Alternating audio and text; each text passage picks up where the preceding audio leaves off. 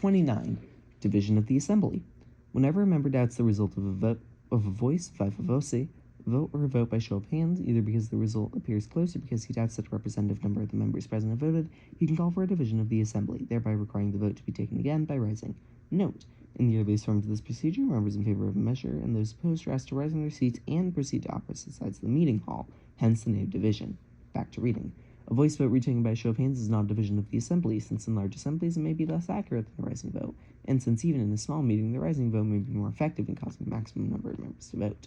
On an inconclusive voice vote in a very small meeting where all present can clearly see one another, if, instead of calling for a division, a member asks for a show of hands, this is in the nature of a request, and the chair can retake the vote by this method unless a call for a division is also made.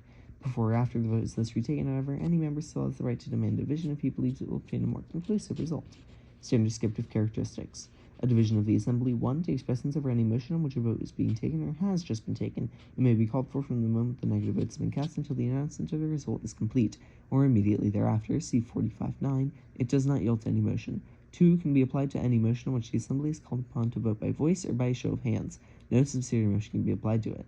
3 is in order when another has the floor and is called for without obtaining the floor. 4 does not require a second. 5 is not debatable. 6 is not amendable. 7 does not require a vote since a single member can demand division. And 8 cannot be reconsidered. Further rules and explanation. Procedure for retaking a vote. When division is demanded, the chair immediately takes the vote again, first by having the affirmative rise, then by having the negative rise. If it appears to the chair when those in the affirmative rise that the vote will be close, he can count the vote or order it to be counted.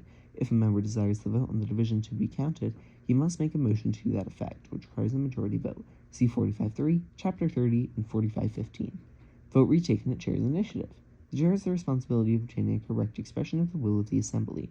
If he is uncertain of the result of the vote, or if he feels that the vote is unrepresentative, the chair can of his own accord take the vote again by a rising vote. Dilatory use. When it is clear that there has been a full vote and there can be no reasonable doubt as to which side is in the majority, a call for a division is dilatory, and the chair should not allow the individual member's right of demanding a division to be abused to the annoyance of the assembly. Form an example. While, or immediately after, the chair announces the result of the vote, the ayes or noes have it, and a member can call for a division from his seat without taking the floor. Division, or I call for a division, or I demand a division, or I doubt the result of the vote. To such a call in any of these forms, the chair responds, a division is called for, or a division is demanded. The chair then proceeds to take a rising vote, as shown in 438.